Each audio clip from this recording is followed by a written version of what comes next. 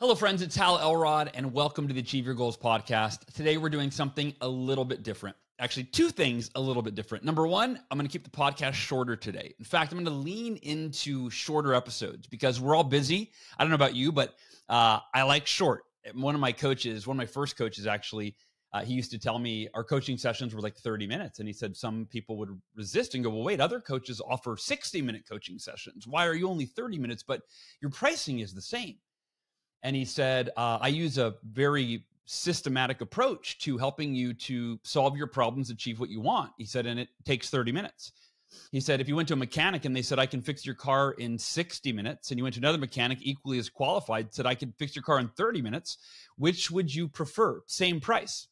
He said, might as well get it done faster, get it done in 30 minutes, right? So the idea being that longer isn't necessarily better and shorter often is better. And of course, neither are an immutable truth. It could be either way. But let's try focusing on shorter episodes and getting you the result, giving you some knowledge, some action steps to take you where you want to go faster or as fast as possible.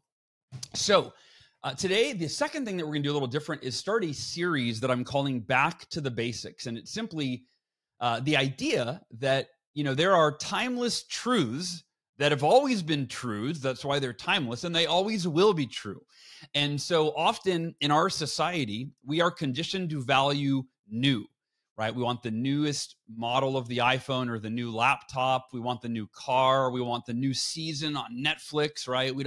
There's so much new constantly available to us that we're always seeking the new. Marketers have trained us to seek new. And often disregard timeless or classic anything from films to principles, et cetera. And of course, it's not true across the board.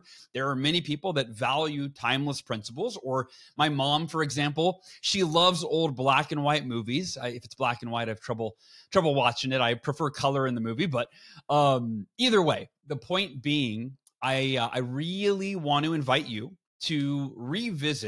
us to revisit some fundamentals, some basics, some principles that have always been true, that are true now, that will always be true, and that it's often getting back to the fundamentals that will give us a foundation to create a happy, successful life. And I recently surveyed the Miracle Morning community, and I asked, as far as podcast topics, what's the number one thing that you want help with that you'd like me to address on the podcast?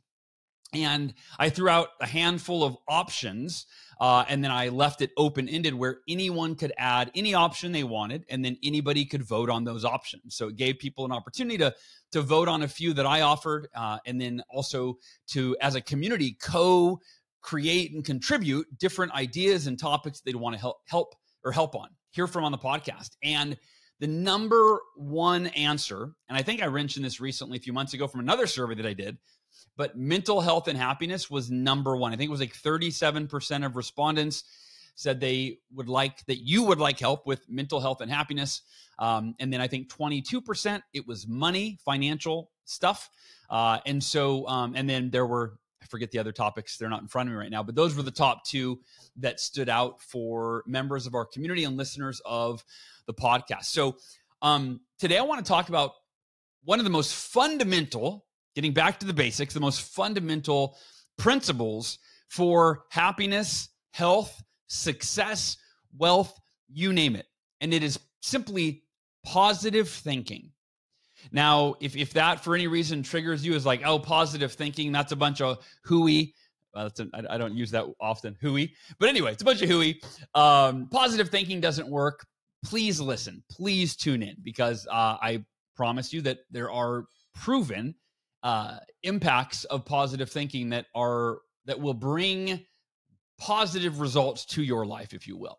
I first learned about positive thinking when I was 19 years old. I don't know if I had heard much about positive thinking as a way of approaching the world, a lens to view your experiences.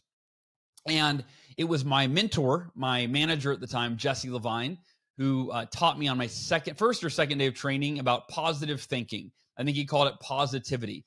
And he would say, he was young. He was like, I was young. I was 19. He was only like 23. And he would say, "That's so pause." It was his goofy, like California surfer slang. Pause, dude. Everything was pause. Anyway, but that's when I learned about positive thinking. And I started to learn. He would read quotes from books and passages from books and just share different concepts around this idea of positive thinking. And I remember I went home to my parents and I noticed how negative they were, how they were always complaining and focusing on the negative, whether it was watching news and focusing on the negative things in the world. And I'm actually going to read a passage from a book that this book, by the way, is by Neale Donald Walsch. I am rereading it. In fact, if you are watching the video, you can look at the pages. They are all underlined, dog-eared. I've got sticker or, tabs, you name it. So I'm rereading this book. It's called Happier Than God: Turn Ordinary Life into an Extraordinary Experience. It's a great book. It's interesting. It came out in 2008, right after the law of attraction, when that was really a big topic, like The Secret. And he kind of addresses in there the problems with the documentary The Secret, and what it missed from his perspective, and that there was truth in it, there was value in it, but that they missed a big part of what they were trying to teach. And then he tries to fill in that gap, if you will. So I'm going to read you a little bit of this book and then talk about it and relate it to your life, what's going on in the world, how we can apply it. So here we go. Neale Donald Walsch says, "Staying positive when surrounded by, even when submerged in what others might call, quote, negativity, end quote, is easier than you think. The trick is to bring an end to judgment, to judge not by appearances. When you bring an end to judgment, you bring an end to an entire way of living. This is no small thing. This is life-changing shift in attitude and behavior.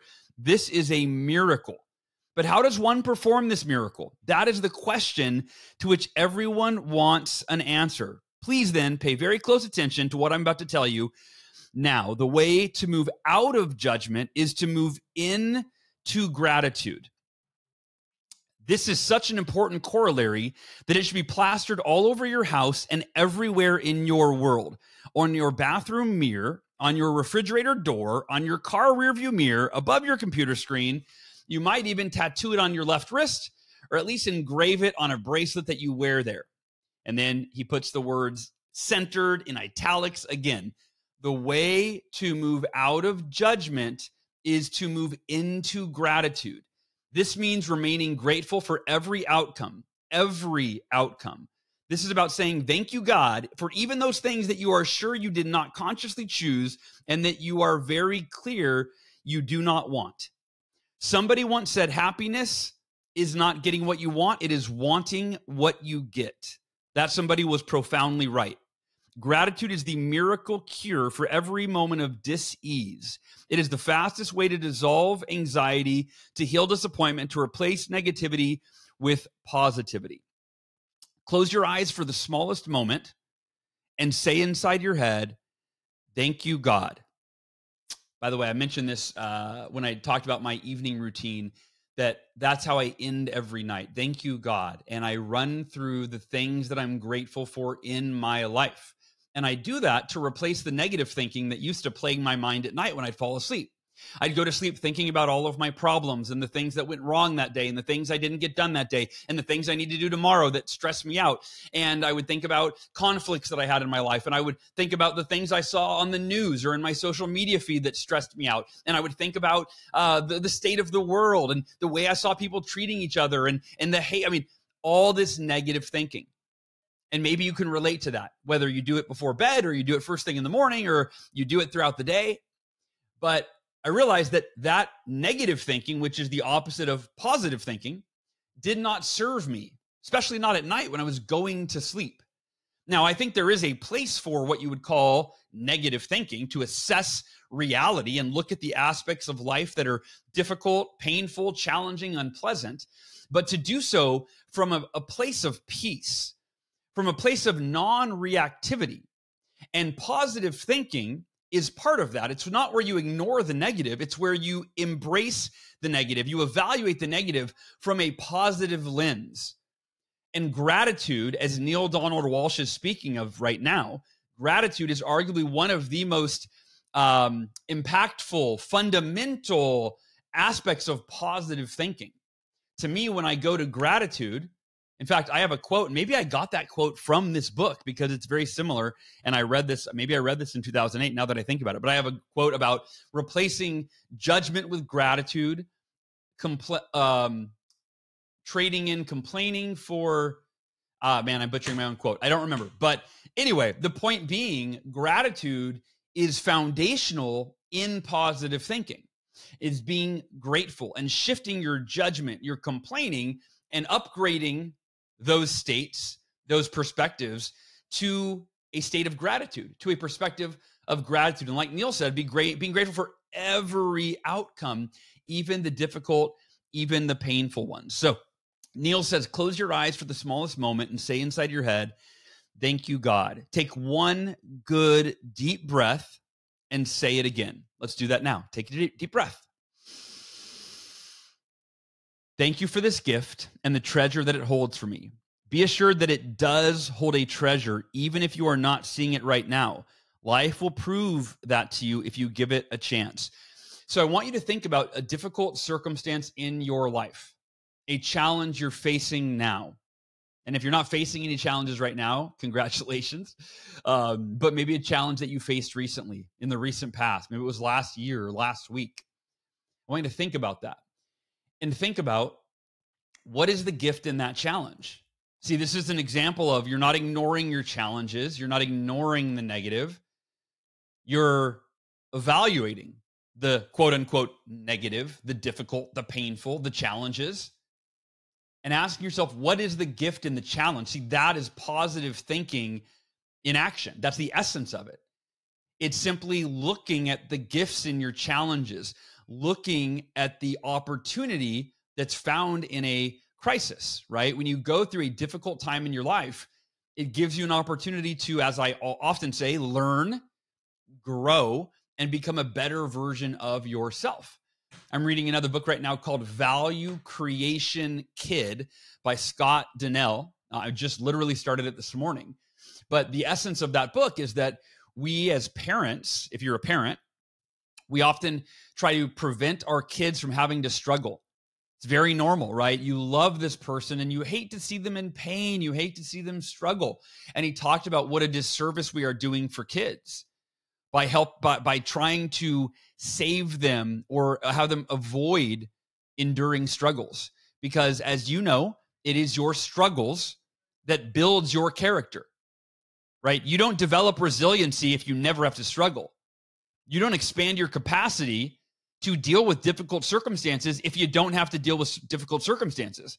So if you're protected from going through challenges and adversity, right, then you don't develop resilience and character and discipline and strength and all of these attributes that serve you to achieve everything that you want in your life.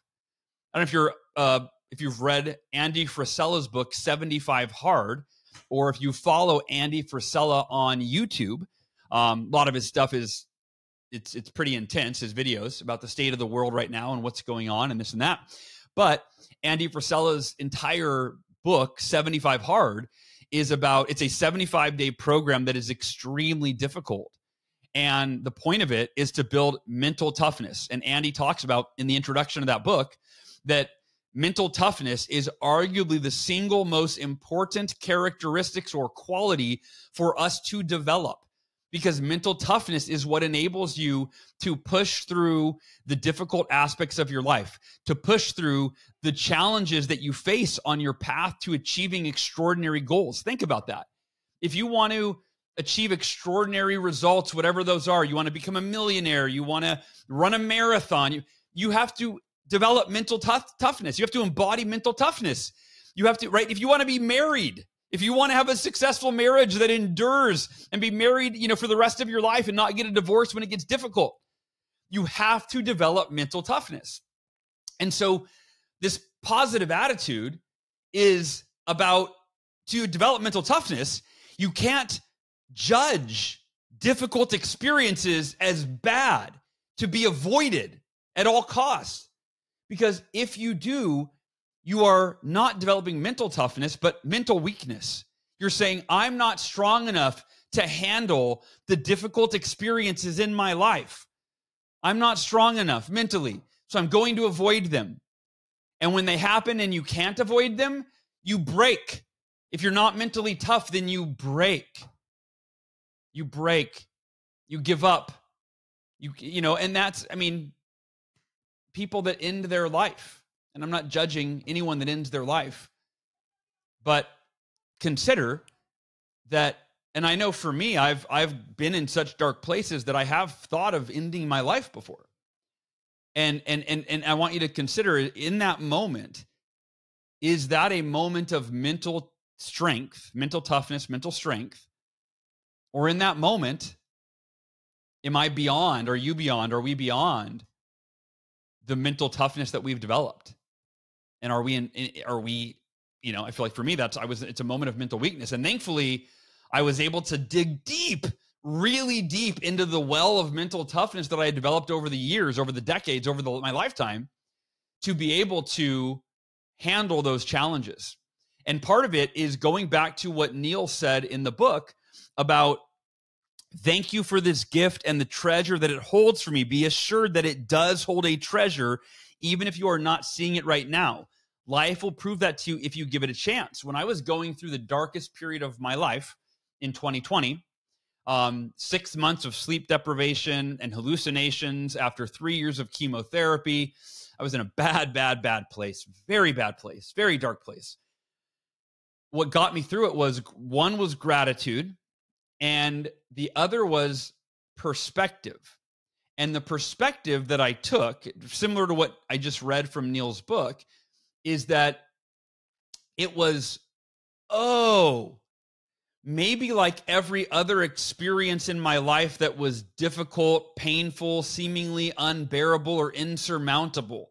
Maybe what I'm going through now, and I want you to apply these words to your life right now. Maybe what I'm going through now is so that I can overcome this seemingly insurmountable challenge in service of my fellow human beings. Maybe I'm supposed to overcome what I'm dealing with now, as difficult and painful and unbearable as it is, so that I can learn from it, so that I can grow and evolve into a better, more capable version of myself. And then, and only then, can I help people, my family, my friends, my community, strangers that are themselves enduring similar mental and emotional turmoil and may not have the mental toughness or resiliency or strength or perspective or knowledge or abilities. And maybe they're on the edge. They're on the edge of giving up.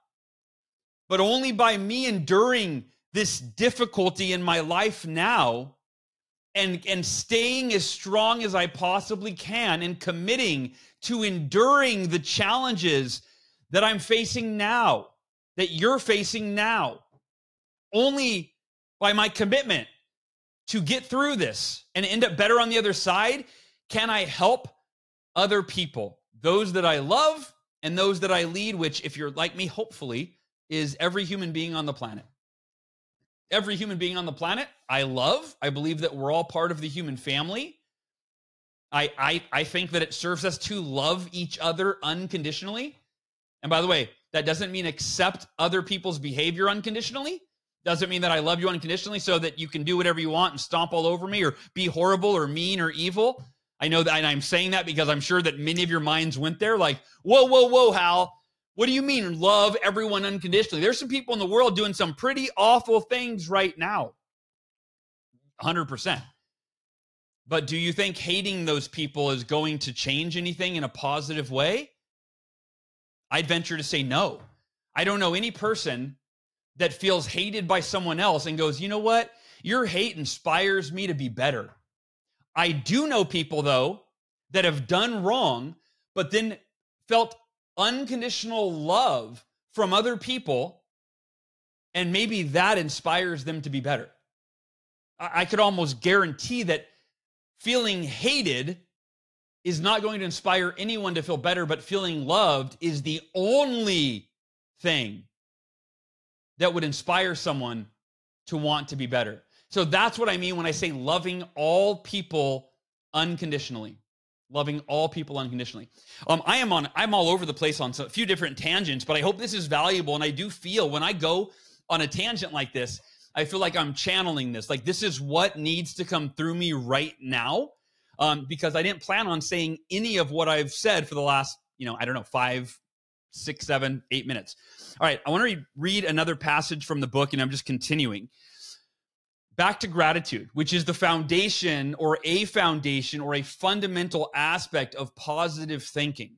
Gratitude, I also have said, is the highest form of happiness. All right. Neale Donald Walsch goes on to say, when gratitude replaces judgment, and by the way, I love this. I want you to really get quiet within yourself, and I want you to hear these words, and I want you to receive and feel these words. When gratitude replaces judgment, peace spreads throughout your body, gentleness embraces your soul, wisdom fills your mind. Let gratitude replace judgment, and your whole experience of life will take a turn for the better in 5 seconds. Yes, in 5 seconds. This is because attitude is everything. Attitude puts the course correction in life when you have stepped off of the path. Attitude is like the map of the mind. It is the global positioning system of the brain. And again, tune in. A negative attitude will, and by the way, when I read this morning, it reminded me that I've actually had a negative attitude more so than I should. More so is than healthy. That's why I'm sharing this with you, because I needed to hear this, and I know I'm not the only one. Here you go. A negative attitude will send you down the road to unhappiness. There is no avoiding it. It will absolutely happen, and it doesn't matter what the problem. A positive attitude will put you back on the path to inner peace and happiness. Again, there is no avoiding it. It will absolutely happen, and it doesn't matter what the problem. I want to read that paragraph again, because it's so simple, it's so fundamental, but we're getting back to the basics because it is so true and it is so useful. I'll say it again. According to Neale Donald Walsch, a negative attitude will send you down the road to unhappiness. There is no avoiding it. It will absolutely happen, and it doesn't matter what the problem. A positive attitude will put you back on the path to inner peace and happiness. Again, there is no avoiding it. It will absolutely happen, and it doesn't matter what the problem.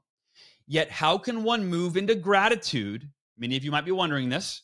Yet, how can one move into gratitude when the circumstances or conditions presenting themselves are utterly miserable, desolate, or even life-threatening?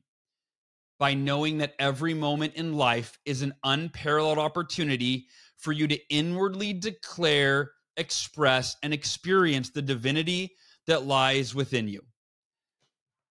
I want to unpack that, and then we'll wrap up. So when I was in my car accident, and you've probably heard this before, so this may be a reminder, and I'll keep it short, but when I was in my car accident, I was grateful. I thanked God for the experience, and I said, I don't know why this is happening to me, but I have faith that there is a greater purpose in this, that I am supposed to overcome this to become a better version of myself and then help other people. That was my mindset. I told my dad in the hospital, Dad, you know how I always told you I want to be a motivational speaker ever since I started working for Cutco and giving speeches at conferences? And he said, yes. I said, well, maybe that's why this car accident happened. Before this car accident, Dad, I never had anything major to talk about. I had a pretty normal life. I was bullied as a kid, but who wasn't? Just normal stuff. You and Mom were wonderful parents. I had a regular childhood. Nothing to really speak on that was extraordinary, that was worth listening to.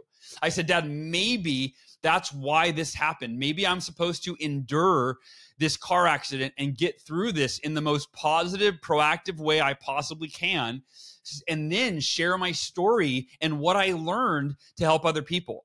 I promise you that is a 100% true story. I don't know that it's word for word. I am paraphrasing, of course. It was 23 years ago that I had that conversation with my dad, but it's funny. I literally can picture myself in the hospital bed with my dad sitting next to me on a chair, and I can remember that conversation. I can't remember word for word, but it happened. And here's the point.